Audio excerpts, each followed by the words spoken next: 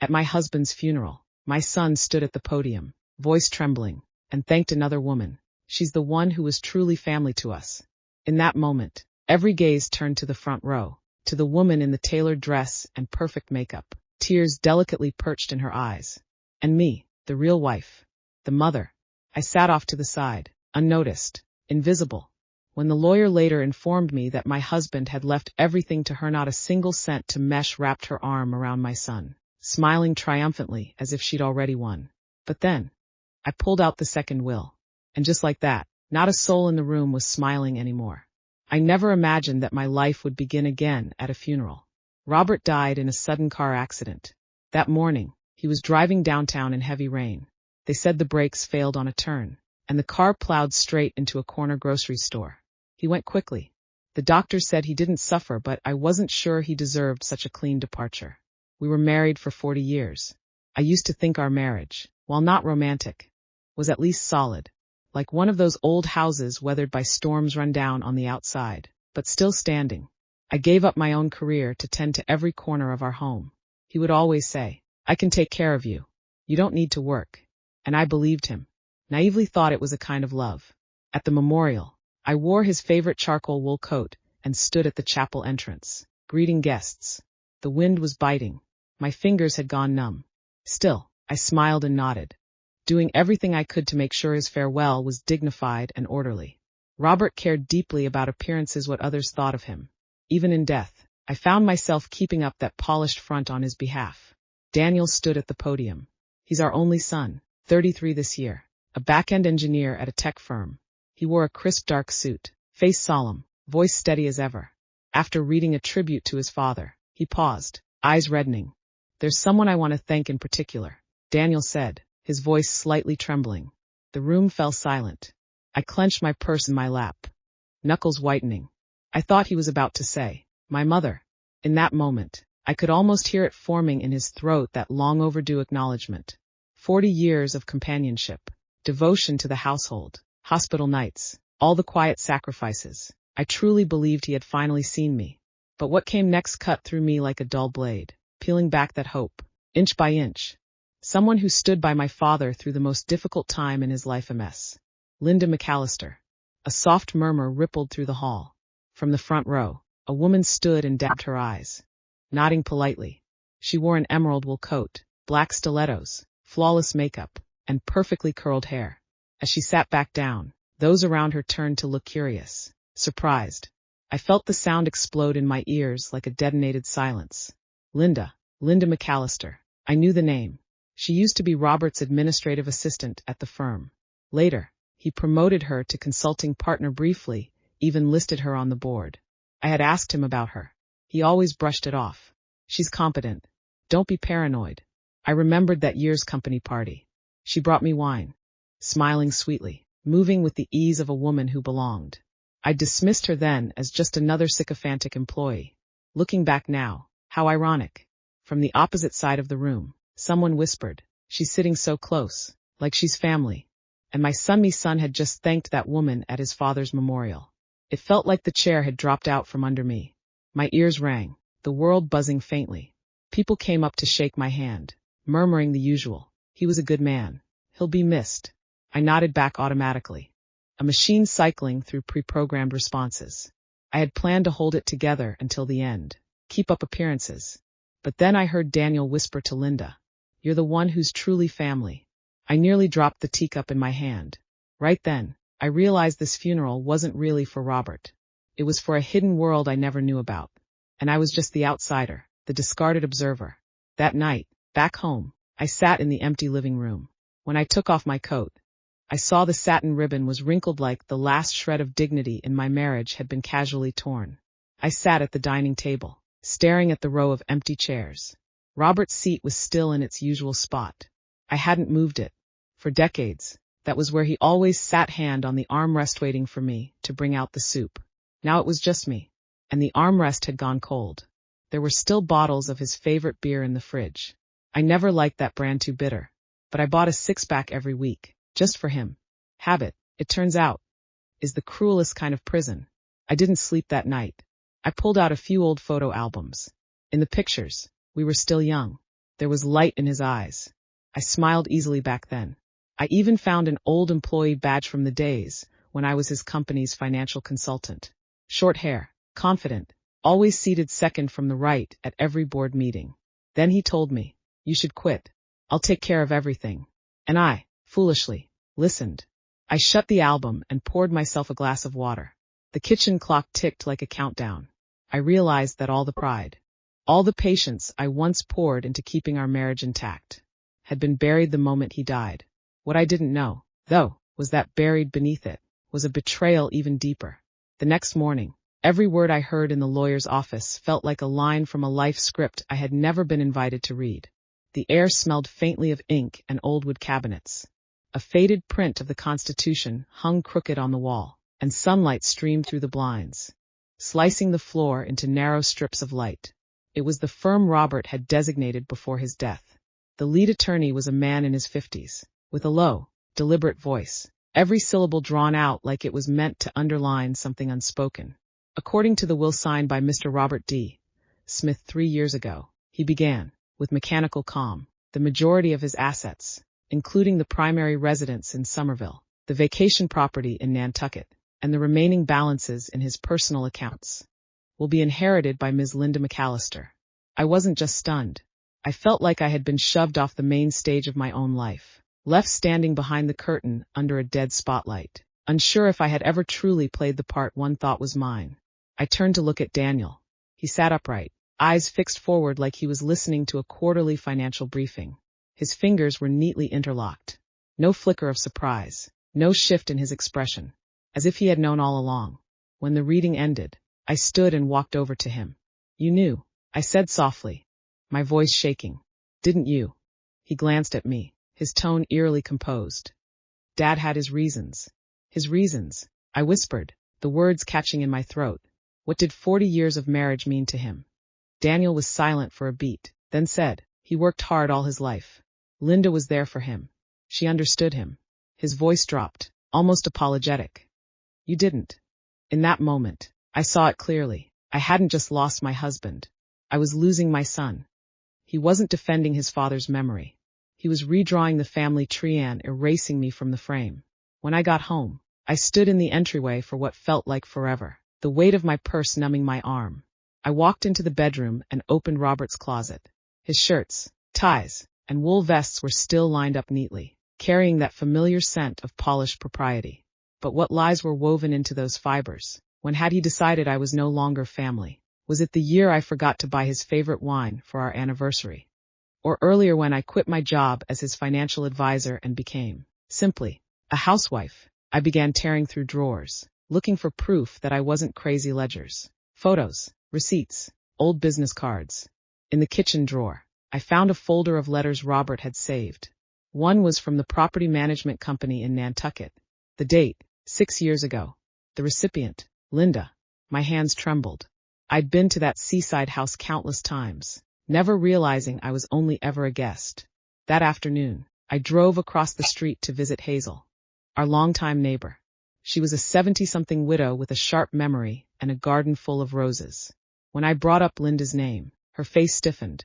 "Linda, wasn't she the one Robert used to take to those symphonies?" she asked, raising an eyebrow. "You didn't go with them."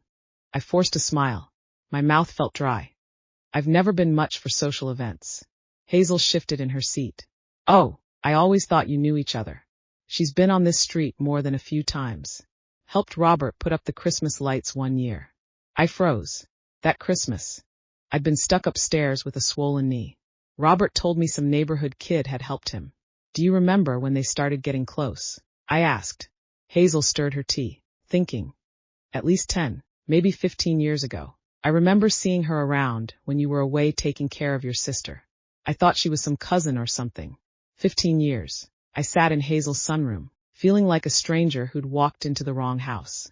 All these years, I'd managed our retirement budget to the cent, picked out his bathrobes, scheduled his physicals, even dipped into my parents' last savings to bail out his firm during a cash crunch.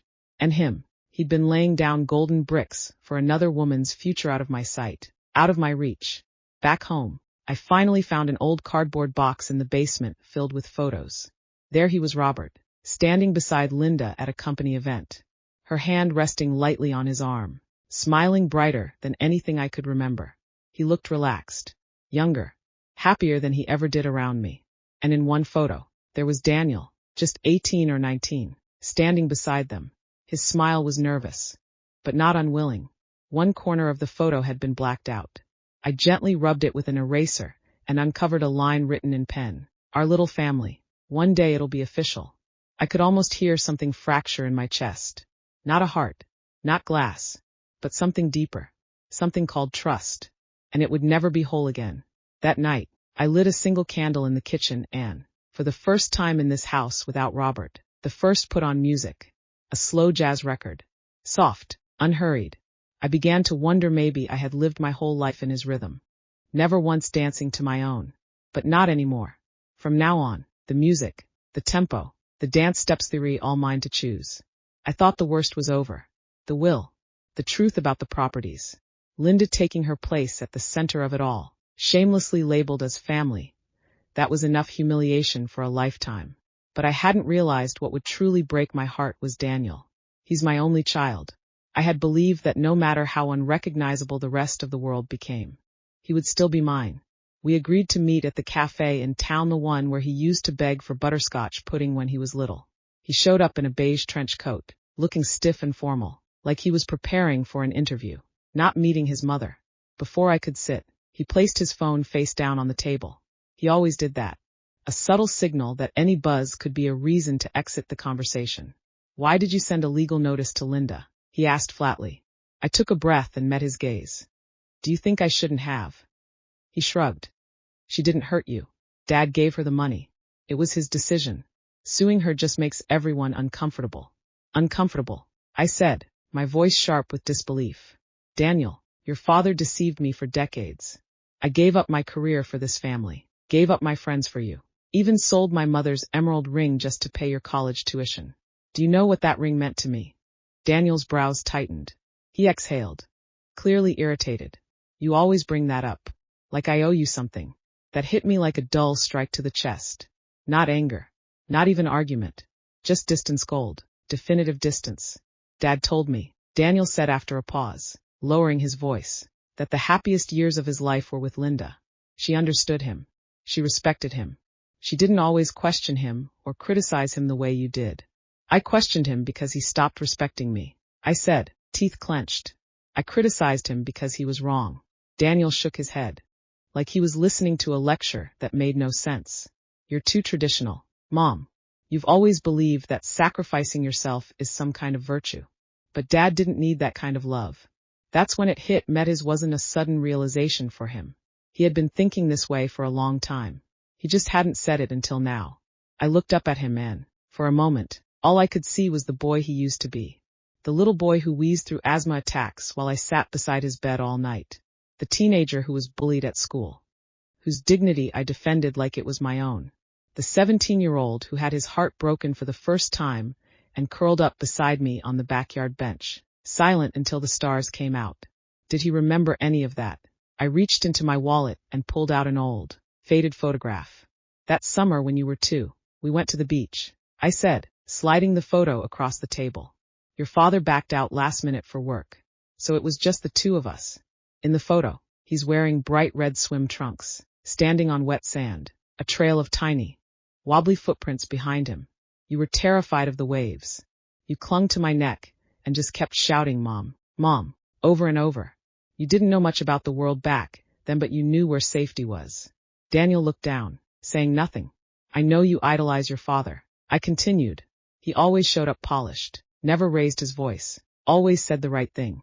But have you ever thought maybe I laid the foundation for that polished man to exist? He looked up. There were no tears, no regret, just a flicker of hesitation. Dad did what he wanted to do. He said, Linda made him feel needed. You were just too strong.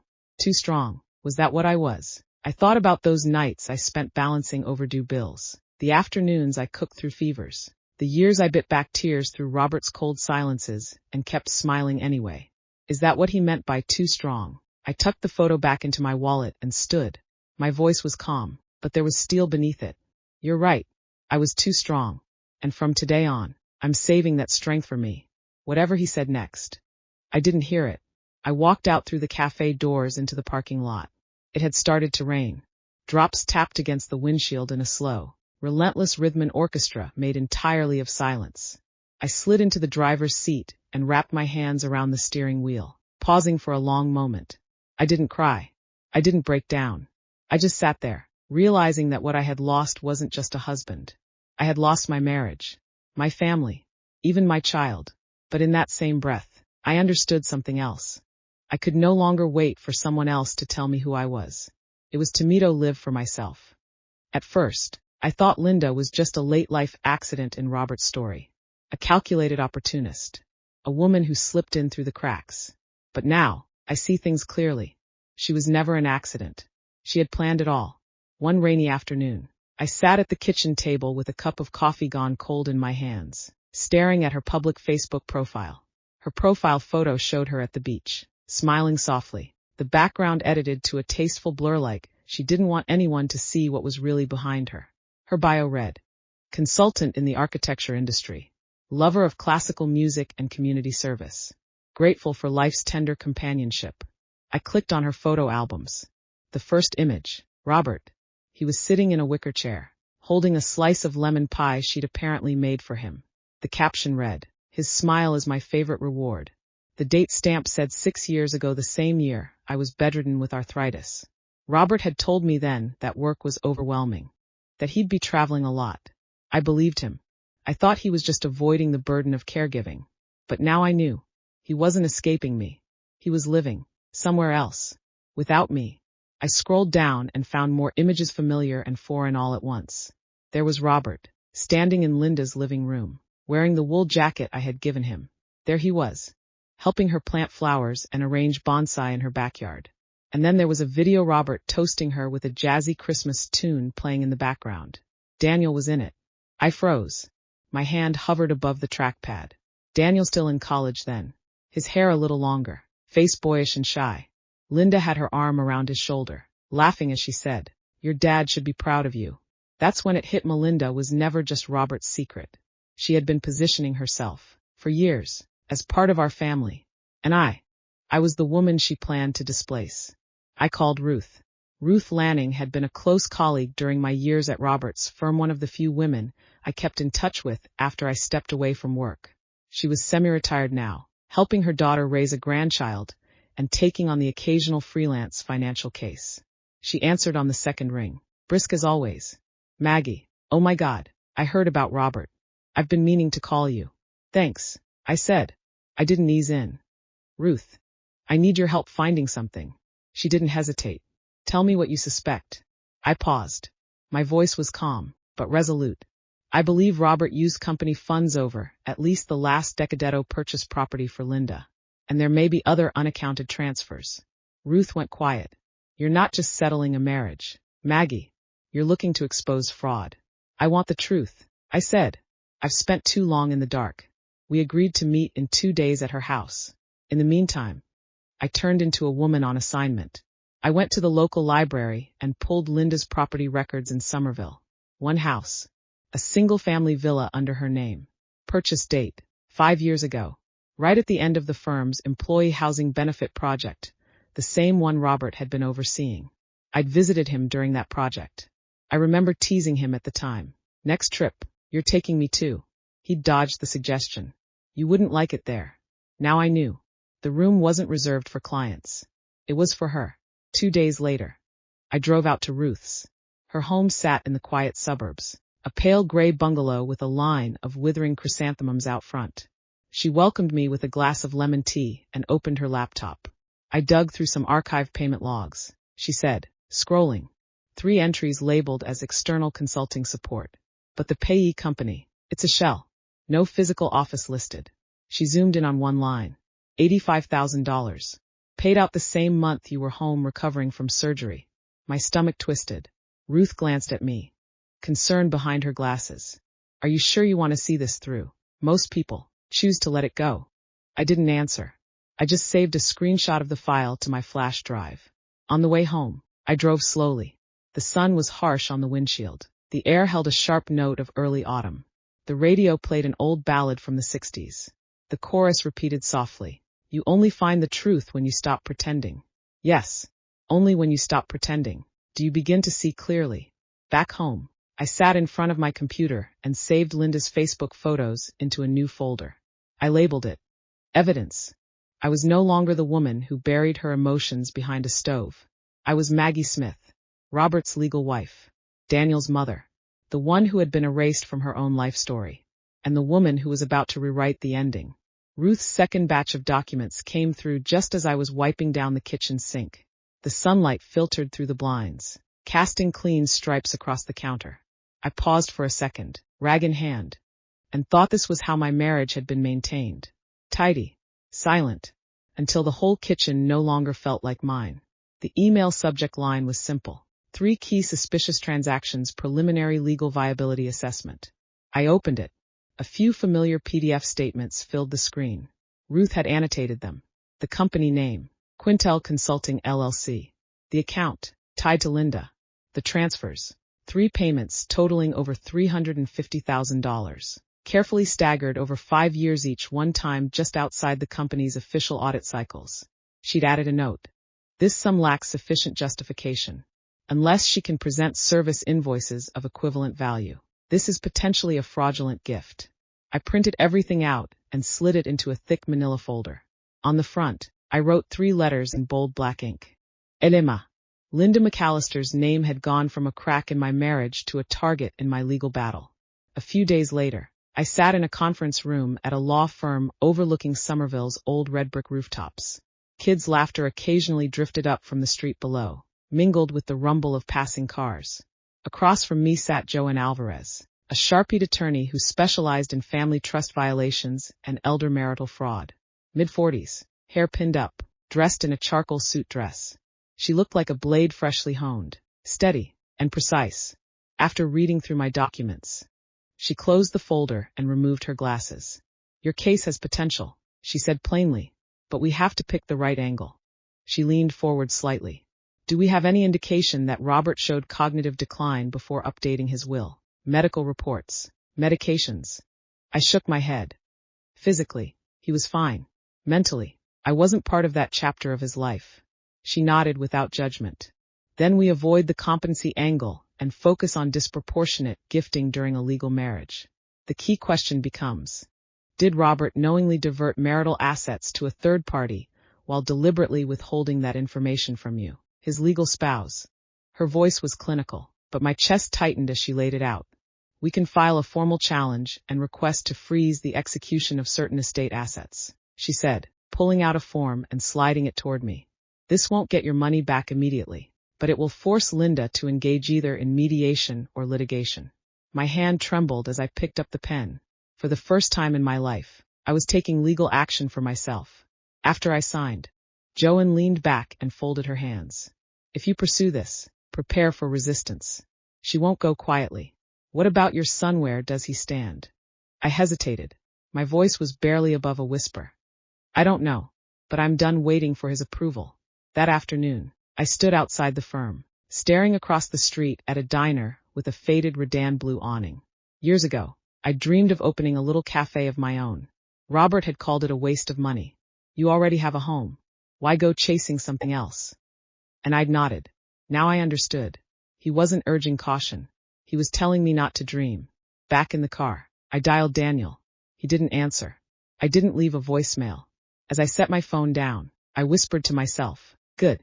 I'm not doing this for your blessing anyway." That evening, I pulled out Robert's old account books from the storage room. He never trusted digital spreadsheets. Preferred hardcover notebooks, each labeled by year. I flipped through them, one by one, until I landed on 2016. There it was.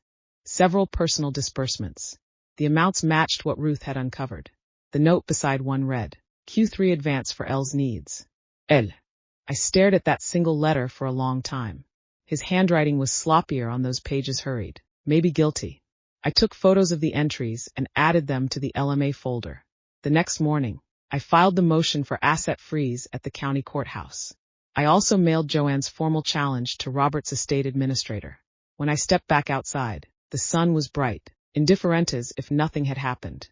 But I knew better. As of today, Linda could no longer hide behind the halo of grieving companion. She would no longer enjoy the spoils of her long-prepared conquest without consequence. I wasn't about to let her walk away from this easily. After I filed the suit against Linda, I thought the hardest part would be the courtroom. But what chilled me far more were the silent, spreading eyes. At the bakery in town, at the self-checkout station in the library. I could feel them watching me, talking about me. At first, it was just murmurs. Then someone finally said it to my face. "I heard you're trying to claw that money back." A neighbor's wife asked as she blocked me in the community parking lot.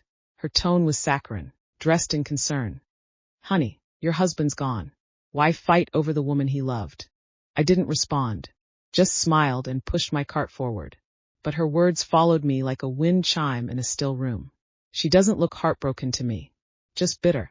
And yes, I was bitter. Bitter that 40 years of marriage could be erased with a few lines in a legal document.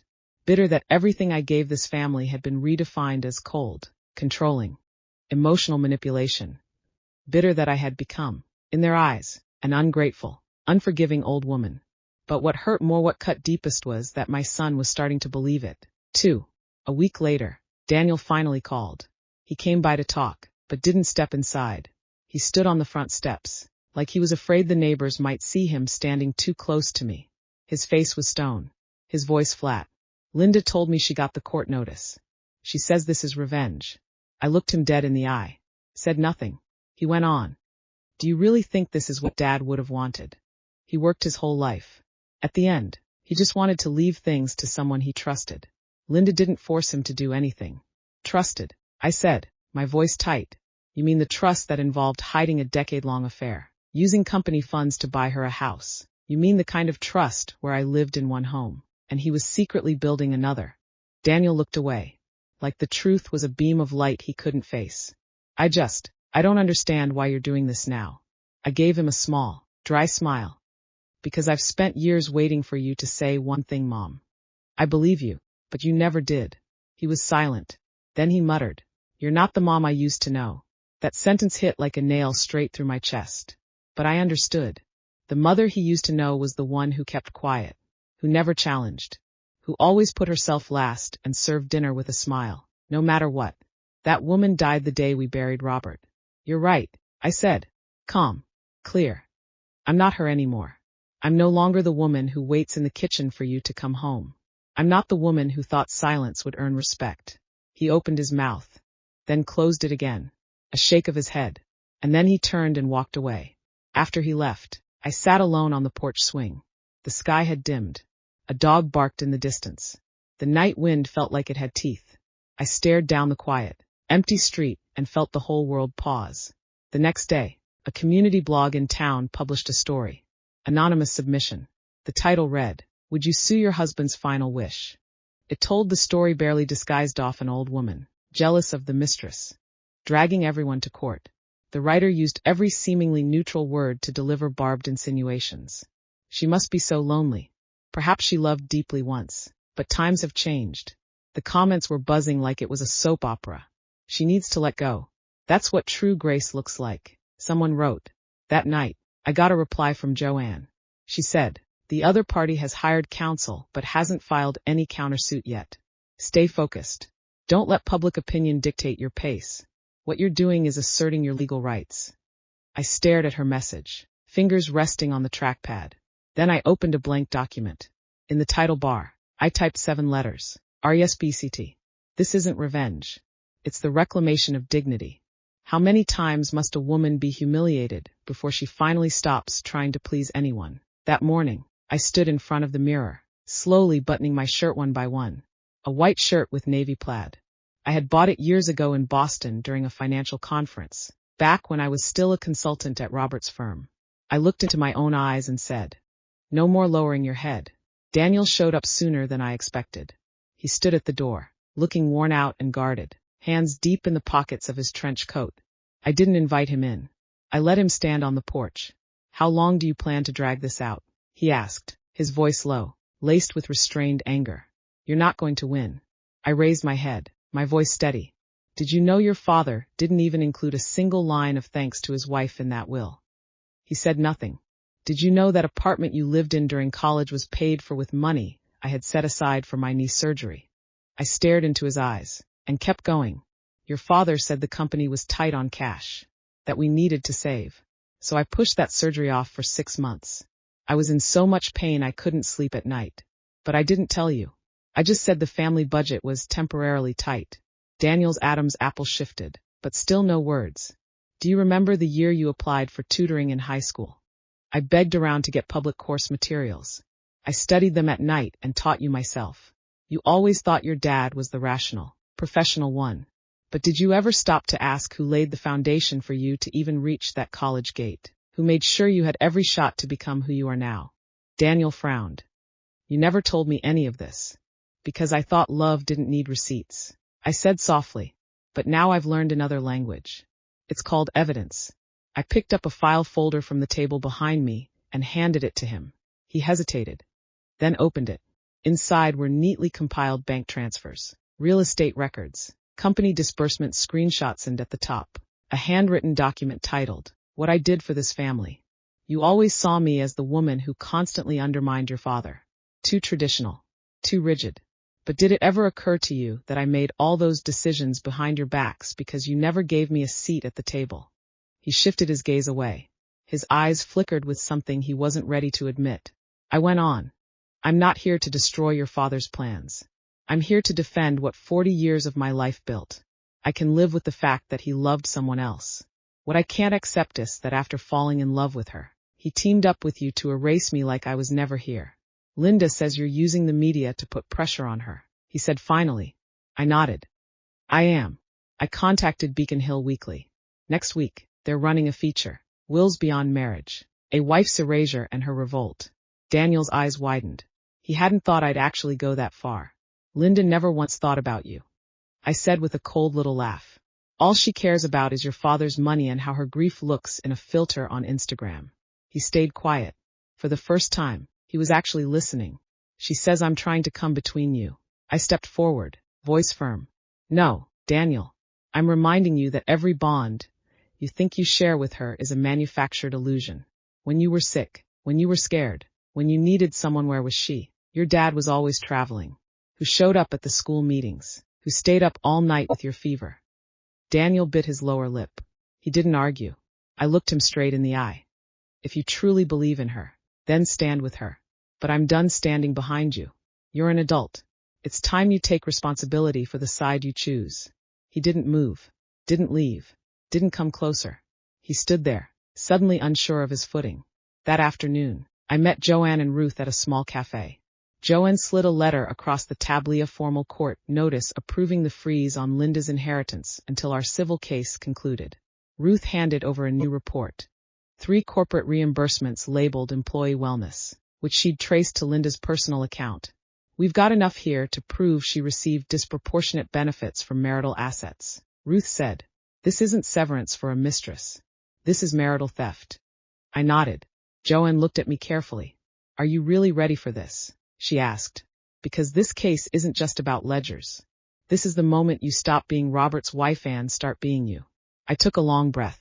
I'm not doing this to reclaim every cent, I said. I'm doing it to remind her. The ground she walked over wasn't empty. It belonged to someone. We lifted our cups like a pact made between survivors. In that moment, I wasn't alone. I wasn't a widow waiting for sympathy. I was a woman who would not fall.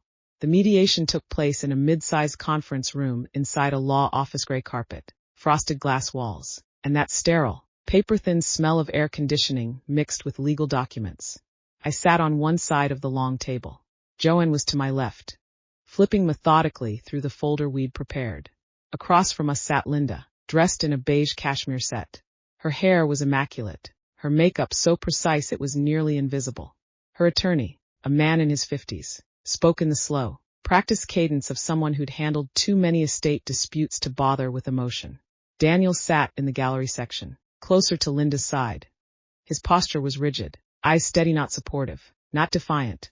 He'd said he wanted to observe impartially, but I knew. He was watching to see who was telling the truth. The mediator was a retired female judge, short gray hair, thick black glasses, and a face that said, I've seen every performance you're about to attempt. I didn't speak at first. Joanne laid out the financials, sheet by sheet. She detailed how, over the last decade, Robert had funneled money to Linda through the company's employee wellness account, and how he'd used marital assets or assets to purchase property for her. Linda's face didn't move. She listened like someone overhearing gossip about strangers, until Joanne handed a particular photo to the mediator. Robert and Linda, standing by the sea in Nantucket. The house in the background was one of our jointly held properties. The photo had been taken the same year I was bedridden with illness when Robert claimed to be on a business trip. For the first time, Linda's serene expression cracked. That photo is personal, she said quietly. Robert gave me that house willingly. I never asked for it. Joanne's voice was like ice on steel. And yet the purchase contract draws from a trust account owned jointly by Robert and Maggie. This is no longer a personal gift. Linda glanced at me then, her composure slipping into irritation. She's just jealous, she snapped. Robert didn't even want to go home in his last years. Her constant need for control suffocated him. I was just the space he could breathe. I looked at her and spoke slowly, clearly. If you truly loved him, you wouldn't be using his betrayal as your license to take everything. Linda scoffed, lips twisting. You're just a woman who got left behind and suddenly realized you have nothing left. Daniel's brow tightened, his eyes flickering as if something just clicked. I turned to him, met his gaze. Do you really think she understood your father more than I did? I asked, my voice steady. She was with him for a few years. I was with him for a lifetime from the day he sketched his first blueprint in his parents' garage, through every failed bid, every late night, every second chance. My voice didn't rise, but it held weight. And who told you I wasn't there for him? Linda abruptly raised her voice, cutting in. You think your sacrifices make you a saint. He never truly loved you. He said the clearest decision he ever made was not going back to change that will. The room froze. Joanne, composed as ever, quietly pressed the record button on her laptop. The mediator frowned. Ma'am, I advise you to watch your tone. Linda paled. She realized she'd said too much, but it was already out. She turned to Daniel, her voice cracking. I didn't mean it like that. I was upset. She's just so confrontational. I didn't say a word. I didn't need to. I locked that sentence in my mind. He didn't change it back. That meant Robert had wanted to rewrite the will. Daniel slowly stood. His eyes moved over the table, the photo, the spreadsheets, the deed copies, the handwritten letter I had included with our file. Then he looked at me, blank-faced, and turned to Linda. Don't you think, he said quietly, you're going a bit too far? Linda blinked. She hadn't expected that. The mediator called for a recess, advising both parties to return with next steps. When I stepped into the hallway, a shaft of sunlight poured through the skylight, falling across my shoulders. For the first time, I realized this fight was never just about the money. It was about telling the world, once and for all, I was never the woman meant to be quietly erased. That morning, before the hearing began, Daniel arrived early. I saw him through the glass doors of the waiting room sitting on a bench, fingers interlocked, head bowed like he was rehearsing a speech he wasn't sure he'd give. He wore a gray suit, and he looked thinner than I remembered. He hadn't spoken to me much these past few weeks, but I knew. He'd been watching, listening, thinking. Joanne walked over and leaned in. Linda's attorney just filed a supplemental voluntary gift statement. They're doubling down on the argument that Robert acted on his own free will. We're ready for it. I nodded. I didn't say a word. My heartbeat was steady, slow not from calm, but because I had nothing left to fear. This wasn't about winning or losing anymore. This was about standing, fully and completely, inside my own life and saying, I will not be erased.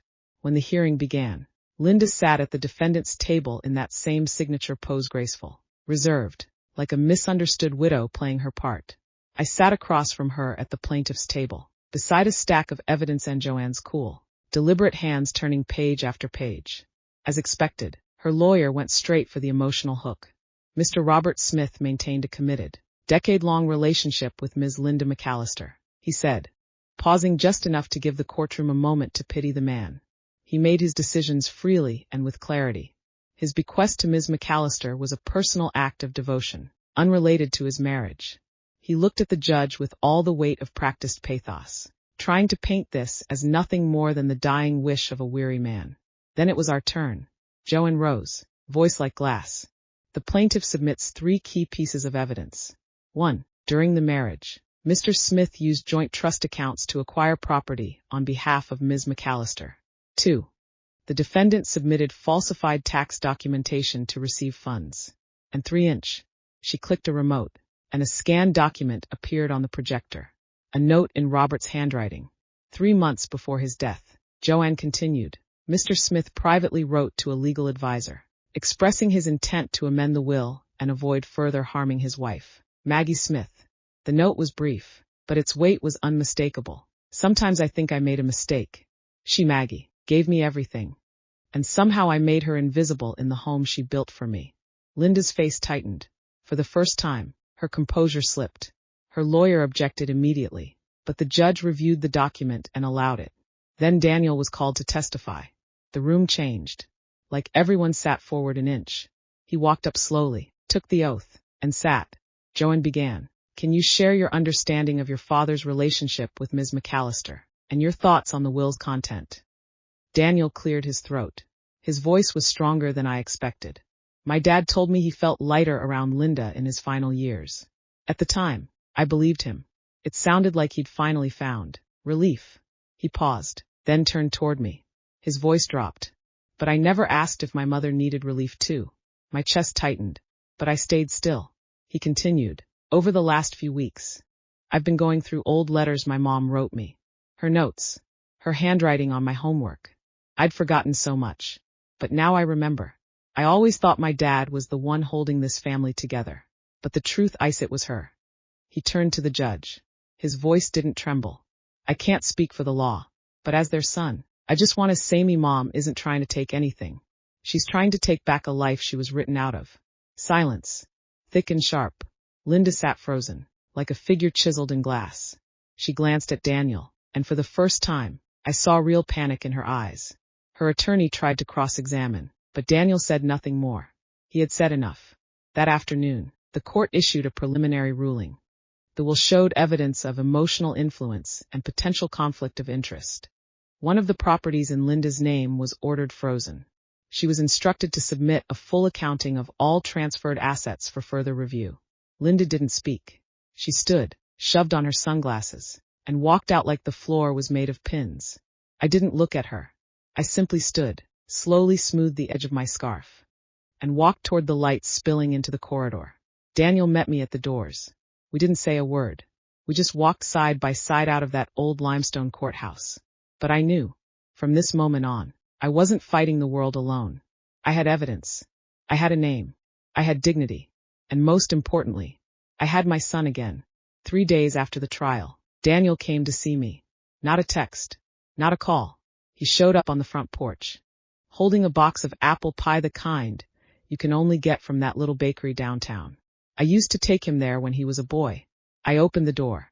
He looked at me without saying a word, just lifted the paper bag slightly. I wasn't sure if you still liked this. I took the box from his hands and smiled. It might not remember me, but I remember it. We sat in the kitchen, 2 cups of tea between us. Sunlight filtered through the curtains, casting soft light on the rim of his cup. He stared at the steam rising off it, lost in thought. I read through all the letters you used to write me. He said. Some I barely remembered, but I recognized the handwriting. It was always yours. I didn't interrupt, just took a quiet sip of tea. There was one you wrote before I graduated high school. You said, no matter how far you go, there will always be a light on at home. I used to think that was just you being sentimental, but now I know that wasn't emotion. That was commitment. I looked up at him. His eyes were red-rimmed, like he hadn't slept much. I'm sorry, Mom. I was too late seeing it all. When he said that, I didn't respond right away. I waited a few seconds, then set my cup down gently and said, You're not the first child to learn late. You won't be the last. He looked at me, as if trying to read whether I still held blame. Daniel, I said, my voice soft but clear. I didn't do all this just to make you come back. He nodded. I know. I did it for me. I hope you can respect that. Not as my son, but as one adult learning how to treat another. He nodded again, more firmly. I will. I want to do better. The kitchen grew quiet. The breeze brushed the edge of the curtain, making a soft rustling sound. He looked at me. If you don't mind, can I ask you something? Go ahead. Are you happy now? I thought about it. I didn't answer right away. I don't know if happy is the right word, I said slowly. But I can tell you this: when I go to bed now, I don't feel blocked. That weight, that tightness in my chest, I don't have it anymore. He smiled faintly, like something inside him had eased. Sounds like a kind of victory. I nodded. It is. Only this time, it's not a win I earned for someone else. It's mine. He lowered his head and let out a quiet laugh. The kind that sounds like letting go of a long-held breath. I want to start over, too, he said. Not to fix everything all at once, but maybe, piece by piece. Face the things I avoided. Make amends where I can. I looked at him, and for the first time, I didn't see a boy avoiding consequence. I saw a man learning how to carry his own weight. Learning how to see. We ate the apple pie together. He said it was a little too sweet. I told him the taste didn't matter. What mattered was that he brought it. Not me. When he stood to leave, he paused at the doorway, just like he did the first time he left for college. He turned around. Can I come back again? Not as a son looking to be taken care of. Just as your friend. I smiled and said, then you better bring your own tea next time. He laughed, and it wasn't just a sound. It was a release. After the door closed, I sat by the window for a while, staring out. I didn't get a perfect ending, but I got something better. The truth, finally accounted for. It was mine. Not borrowed. Not taken. Not dependent on anyone else's version of love. Autumn always arrived early in this city. The maple leaves along the sidewalk had already blushed into a rusty red, and as I walked the familiar path, a folder of freshly printed podcast scripts in hand, a strange but welcome flutter rose in my chest, like I had reclaimed a version of myself from decades ago. The one who once walked into offices in fitted suits with purpose in her stride. I was someone starting over. It all began when Joanne connected me with a local women's legal aid foundation. She thought I'd help with some paperwork, just light volunteering, given my professional skills were decades out of date. But after 3 visits, all it took was one afternoon. I sat in the conference room with a group of younger volunteers, shared my story, and by the time I finished, their eyes were glassy. One of them leaned forward and asked, have you ever thought about telling this publicly? Not just writing it, but saying it out loud. I hadn't. To me, it was just a marriage, a will, a fight. But they said, you tell it like a story, but it's real. It's what so many of us are scared we might go through. The next day, I checked out a beginner's guide to podcasting from the library. 2 weeks later, I registered an account, her second act. With nothing more than a borrowed mic and my kitchen table, I recorded my first episode. Hi, I'm Maggie, a retired wife. A woman who once thought her life had shrunk to a kitchen and a pile of fading memories. Today, I want to tell you why I stood up.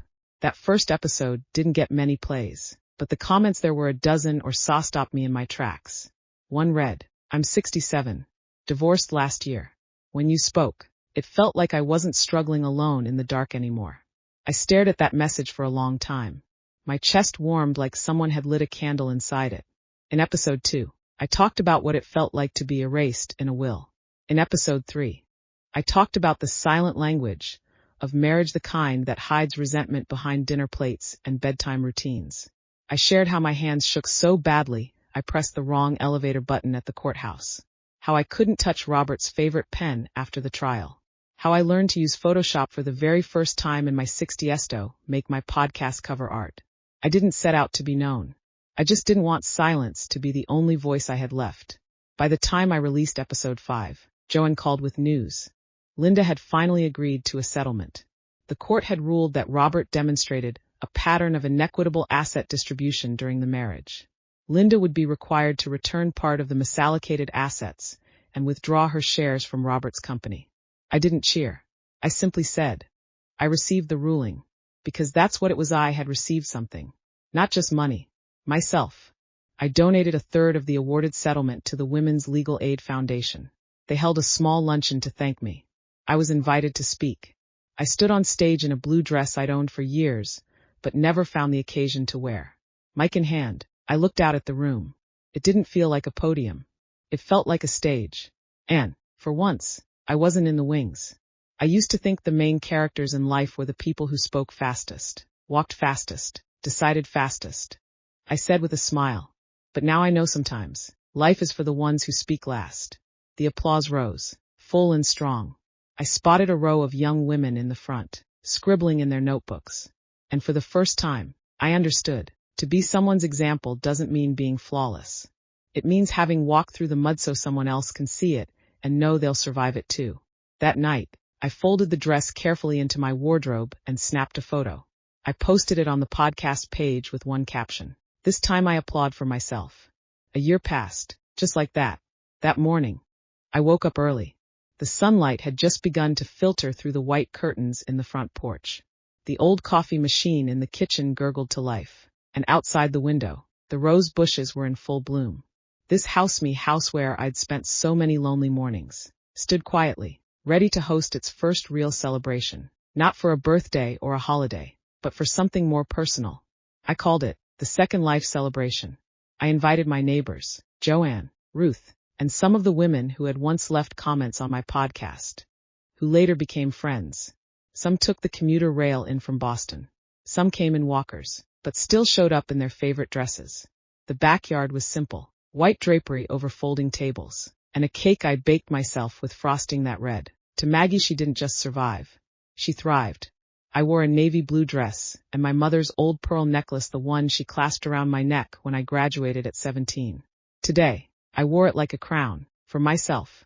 As guests took their seats, someone asked if this was a charity talk. I shook my head with a smile. No, this one's for me. Daniel came too. He sat quietly toward the back, gave me a small wave. He was changing. I could see it in the way he stayed present. I stepped onto the old wooden deck in the front yard. The sun came in behind me as I picked up the microphone, my voice steady and calm. Hi everyone. I'm Maggie Smith. Today, I'm not here to talk about what I lost, or even what I fought to get back. I'm here because I've finally come to understand something: who I am, and what I want. I looked around at the faces in the crowd, so many of them shining back at me like mirrors, reflecting the steps I had taken over the past year. For a long time, I thought I was somebody's wife, somebody's mother, the person who existed quietly behind kitchen doors, under someone else's account name, beneath someone else's shadow. Then I got ripped from that role like being thrown from a train, landing hard in the cold. And only then did I realize I had never really existed for myself. I paused, breathing in, and went on. Some people say it's too late, but I say it's not. We women spend decades learning how to give, but no one teaches us how to defend, how to say no, how to say this isn't what I want. I want to be understood, but not defined. I want to be seen, but not as an accessory. I looked at Daniel. He was watching me, fully, quietly. Late marriage, early marriage, no marriage, remarriage, or choosing to be alone, none of that should diminish a woman. Age, wrinkles, retirement, divorce, those aren't punishments. They're credentials. They mean we lived. We endured. We survived. Now, we get to choose how to live on. Applause rose from every direction, carrying the scent of morning dew and homemade cake. No one spoke, but there were tears in so many eyes. Daniel walked over and hugged me gently. Mom, he said, smiling, when did you get so good at speeches? I smiled back. I always was. You all just weren't listening. We both laughed. Everyone laughed. Before the party ended, I led a little walk around the yard. I stopped in front of the crabapple tree I planted 20 years ago. Last year, this thing almost died. I said. I nearly chopped it down. But this spring, it bloomed earlier than ever. And it's still blooming. The women chuckled. I added, even it knew what's still alive shouldn't be given up on. That evening, when everyone had left, I folded the chairs and stored them in the shed. The porch wind chime clinked softly in the breeze. I turned back to look at the sunset. It was settling over the old maple at the end of the street, as if to say, you've finally become who you are. I slipped off my heels, walked barefoot into the house, hung the navy dress in the center of my wardrobe, then brewed a cup of tea and opened the window. I logged into my podcast dashboard and prepared to upload a new episode. The title read, This Life is Mine. I hit publish, and just then, I heard laughter drifting up from the street below. It wasn't a party or a family gathering, just life, plain and ordinary. But for the first time, I didn't feel like a bystander. I was part of it, fully, finally, completely living inside it.